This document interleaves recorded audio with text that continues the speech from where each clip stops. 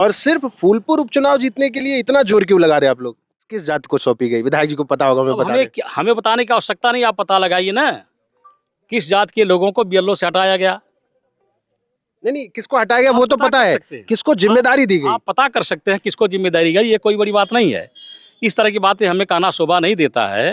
ये जो कर रहे हैं उनको ही करने दीजिए, उसका जवाब ये फूलपुर की जनता देने का काम करेगी। आप कह रहे हैं आपको ये बात शोभा नहीं देती, वो कह रहे हैं कटेंगे तो बटेंगे, उनको सब शोभा देता है, आपको शोभा नहीं देता। मोदी जी कह रहे हैं कि बेटी भी चुरा ले जाएंगे ये लोग, और आप ये भी कहने से बच रहे हैं जो बात सच है।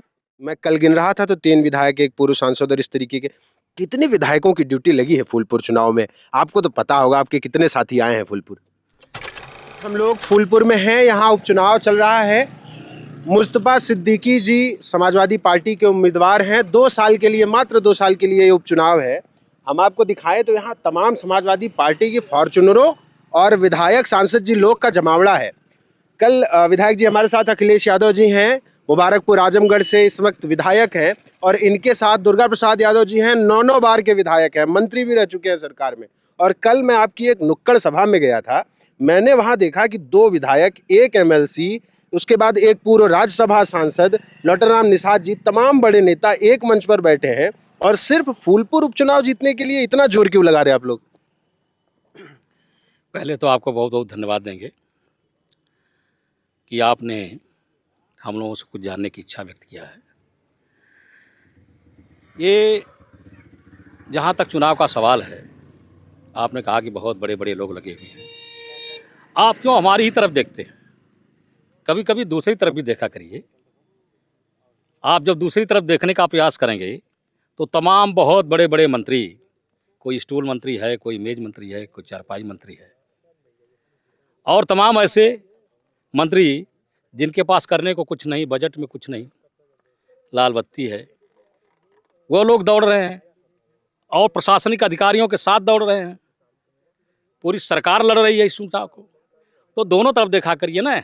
समाजवादी पार्टी निसंकोच रूप से उत्तर प्रदेश में सबसे बड़ी पार्टी है। इनके पास कार्यकर्ता ज़्यादा हैं, इनके पास नेता ज़्यादा हैं, इनके पास सांसद भी ज़्यादा हैं।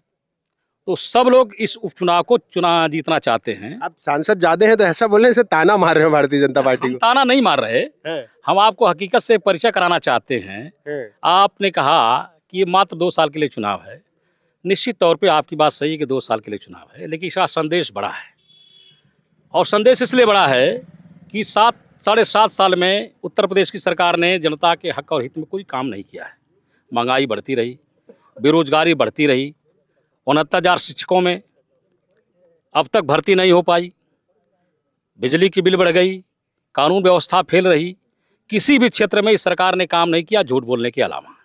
दूसरी चीज़, ये जाति और धर्म के नाम पर नफरत पैदा करने के अलावा इस सरकार ने कुछ नहीं किया। अब जातिवाद का आरोप तो ये लोग हमेशा सपा पे लगाते हैं। देखिए, भारतीय जनता पार्टी वाले जो करते हैं वो दूसरे को कहते हैं। वो हैं सरकार में, लेकिन लड़ते विपक्ष से हैं। जो काम विपक्ष को करना चाहिए वो काम वो बेचारे करते हैं, इसलिए कि उनके पास झूठ बोलने के अलावा दूसरा कुछ है नहीं। तो धार्मिक और जातीय आधार पर दंगा कराने का भी काम वही करते हैं, झगड़ा लगाने का काम करते हैं, नफरत पैदा करने का काम करते हैं। तो जनता अब इनको पहचान गई है कि इनसे जनता के हित में कोई काम नहीं होने वाला है। झूठ बोलने के आधार पर इतना दिन तक इन्होंने सरकार चला लिया, और अब इनका बोरिया बिस्तर बंद होने वाला है। इसका संदेश बड़ा है, इसका संदेश 2027 के लिए है, इसलिए जनता ने भी कमर कस लिया है, जितवाएंगे। क्या ऐसा होने वाला है कि 9 सीटों पर, उपचुनाव की 9 सीटों पर जो जीतेगा वही 2027 में मजबूती से लड़ रहा होगा? क्या ऐसे ये संदेश जाएगा? आपकी बात में दम है या कोई आवश्यक नहीं है, इसलिए कि सरकार तमाम हथकंडे इस्तेमाल करेगी। ये सरकारी चुनाव है, लेकिन जनता, सरकारी चुनाव है, ये सरकारी चुनाव है। एक तरफ सरकार के पक्ष में, सरकारी पार्टी के पक्ष में सारे उसके मंत्री लगे हुए हैं, प्रशासनिक अधिकारियों का इस्तेमाल हो रहा है, कर्मचारियों का इस्तेमाल हो रहा है। आपने देखा किस जाति और किस बिरादरी के तमाम बीएलओ को यहाँ से हटाया गया, अधिकारियों को हटाया गया, जिम्मेदारी किसको सौंपी गई। तो निश्चित तौर पे भारतीय जनता पार्टी सरकार किस जात को सौंपी गई? विधायक जी को पता होगा, मैं बता दें। हमें बताने की आवश्यकता नहीं, आप पता लगाइए ना किस जात के लोगों को बीएलओ से हटाया गया। नहीं, किसको हटाया गया वो तो पता है, किसको जिम्मेदारी दी गई? आप पता कर सकते हैं किसको जिम्मेदारी गई, ये कोई बड़ी बात नहीं है। इस तरह की बातें हमें कहना शोभा नहीं देता है। ये जो कर रहे हैं उनको ही करने दीजिए, उसका जवाब ये फूलपुर की जनता देने का काम करेगी। आप कह रहे हैं आपको ये बात शोभा नहीं देती, वो कह रहे हैं कटेंगे तो बटेंगे, उनको सब शोभा देता है, आपको शोभा नहीं देता। मोदी जी कह रहे हैं कि बेटी भी चुरा ले जाएंगे ये लोग, और आप ये भी कहने से बच रहे हैं जो बात सच है। देखिए, भारत एक लोकतांत्रिक देश है और सबको संविधान में विश्वास करना चाहिए। सरकार में रहने के नाते मुख्यमंत्री महोदय की और प्रधानमंत्री महोदय की बड़ी जिम्मेदारी है। अगर इस तरह का जनता में विभेद पैदा करने वाला, नफरत पैदा करने वाली भाषा का इस्तेमाल देश का प्रधानमंत्री और मुख्यमंत्री बोलेगा तो मेरी समझ से एक मिनट भी उसको कुर्सी पर रहने का अधिकार नहीं है। पर हैं तो कुर्सी पे। हैं, बिल्कुल निश्चित तौर पे हैं और इसी आधार पे हैं। इसीलिए तो जनता फैसला करने जा रही है 9 विधानसभा क्षेत्रों में। निश्चित तौर पे जनता इनका इस बार फैसला करेगी। इस तरह की भाषा सिर्फ भारतीय जनता पार्टी के बोल सकते हैं और कोई दूसरा नहीं बोल सकता है। कटेंगे तो बटेंगे, पैजामा जिहाद, कुर्ता जिहाद और न जाने क्या क्या कौन कौन सी भाषा का इस्तेमाल करते हैं। हकीकत यही है कि ये जब इनके पास कहने और करने को कुछ नहीं है तो इस तरह की भाषा का इस्तेमाल करते हैं। चुनाव इन्होंने 13 की बजाय 20 को कर दिया, वोटिंग अब 20 तारीख को होगी। क्या लग रहा है, ये सही फैसला है आपके पक्ष में या क्या मामला है? आप लोग भी चाहते थे, कह रहे हैं कि तमाम पार्टियां चाहती थी कि वोटिंग की डेट बढ़ा दी जाए, इसलिए 20 तारीख कर दी गई। पार्टियां चाहने वालों में तो नाम वही ले रहे हैं, वो आरएलडी का और संजय निषाद का। ये किसके लोग हैं? संजय निषाद कहाँ कहीं के रहे, उनको तो एक भी सीट नहीं मिला। सीट नहीं मिला, लेकिन नाम किसका ले रहे हैं? चिट्ठी उन्होंने लिखा डेट बढ़ाने का, आरएलडी को कह रहे हैं, संजय निषाद को कह रहे हैं, तो ये तो उन्हीं के लोग हैं ये। और दूसरी बात यह है कि ये डेट बढ़ाने के पीछे षड्यंत्र का है, इसको समझिए। किसकी रिपोर्टिंग पर समय बढ़ाई गई है, ये समझने की चीज़ है। अपना कोई न कोई षड्यंत्र उनका ऐसा इस तरह का है, उन्हें लगता है कि हम समय बढ़ा करके चुनाव जीत लेंगे, लेकिन ऐसा कुछ नहीं होने वाला है। फूलपुर के लोग हर चीज़ का जवाब देने के लिए तैयार हैं। अच्छा, कुछ लोग कह रहे हैं कि मुस्तफा सिद्दीकी एक मजबूत उम्मीदवार नहीं है। तमाम आप ही के पार्टी के कार्यकर्ता विरोध भी कर रहे थे इस बात का, और जैसे ही वो तमाम खबरें सोशल मीडिया में आई, क्या सच्चाई है? जमीन पे आप लोग क्या देख रहे हैं? क्या वो जीत रहे हैं?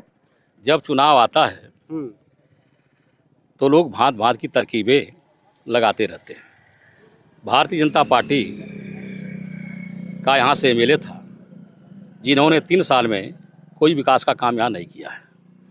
अब उनके पास कहने को कुछ नहीं रहा, वो पार्लियामेंट के मेंबर हो गए। कहीं से भी कोई मतभेद समाजवादी पार्टी में मुस्तफा सिद्दीकी साहब को लेकर के नहीं है। वो सर्वप्रिय हैं, सर्वमान्य हैं और राष्ट्रीय अध्यक्ष माननीय श्री अखिलेश यादव जी के निर्णय को सभी समाजवादी मानते हैं। इस तरह का काम भारतीय जनता पार्टी के लोगों का एक षड्यंत्र है, लेकिन अभी यह षड्यंत्र चलने वाला नहीं है। अच्छा, मेरा आखिरी सवाल है, मैं कल गिन रहा था तो 3 विधायक, एक पूर्व सांसद और इस तरीके के कितने विधायकों की ड्यूटी लगी है फूलपुर चुनाव में? आपको तो पता होगा, आपके कितने साथी आए हैं फूलपुर? अभी ठीक जानकारी तो नहीं है, लेकिन हम और माननीय दुर्गा प्रसाद यादव जी है ही हैं। और कुछ लोग होंगे। तो हम लोग तो पार्टी के कार्यकर्ता हैं, विधायक बाद में हैं, तो जहाँ का कार्यकर्ता को पार्टी का निर्देश होता है वहाँ जाते हैं। हमको लगता है आसपास के सारे जिलों के विधायकों को फूलपुर की जिम्मेदारी दी गई है। ऐसा नहीं है। जिन जिलों की जिम्मेदारी दी गई वो लोग आए हैं, और मैंने आपसे कहा कि हम लोग पार्टी के कार्यकर्ता पहले हैं, विधायक बाद में हैं। एक कार्यकर्ता के रूप में हमें जो जिम्मेदारी दी जाती है उसको पूरा करने का काम। विधायक जी बनने के बाद आपके पास जो होता है ना, जनबल जो होता है, धनबल तो छोड़ दीजिए, वो ज़्यादा हो जाता है। आप भाई, आपको लोगों ने चुना है, फिर आप यहाँ आके अपनी बात रख रहे हैं, आपका महत्व तो बढ़ता है। जनता के आशीर्वाद से हैं और हमारे क्षेत्र की जनता भी यही चाहती है कि हम फूलपुर में रह करके समाजवादी पार्टी को ताकत देने का काम करें, प्रचार प्रसार करें और अपने उम्मीदवार को जिताएं। इसलिए कि यही अखिलेश यादव जी का उम्मीदवार है, यही समाजवादी पार्टी। 9 में कितने सीटें जीत रहे हैं आप लोग? 9 में 9। 9 में 9, ये तो बड़ा दावा है। निश्चित तौर पर। तो हमारे साथ ये विधायक जी थे, अखिलेश यादव जी, कह रहे हैं कि 9 में 9 सीट जीतेंगे। फूलपुर उपचुनाव महत्वपूर्ण इसलिए है कि 2027 में चुनाव होने हैं। जिस तरफ यहाँ नतीजा करवट लेगा, उसी तरफ 2027 का भी माहौल बनने की संभावना है। लेकिन कह रहे हैं कि तंत्र, शासन, प्रशासन और राजनीतिक ताकत के साथ भाजपा जुटी हुई है, एन केन प्रकारेण चुनाव पर प्रभाव डालेगी। इसलिए ये कहना भी संभव नहीं है कि 2027 वाला चुनाव इससे बहुत प्रभावित होगा। देखने वाली बात यह होगी कि 9 सीटों में कितनी समाजवादी पार्टी जीतती है या इंडिया गठबंधन जीतता है। बाकी इस उपचुनाव का क्या प्रभाव 2027 पे पड़ेगा, ये सिर्फ 2027 बताएगा।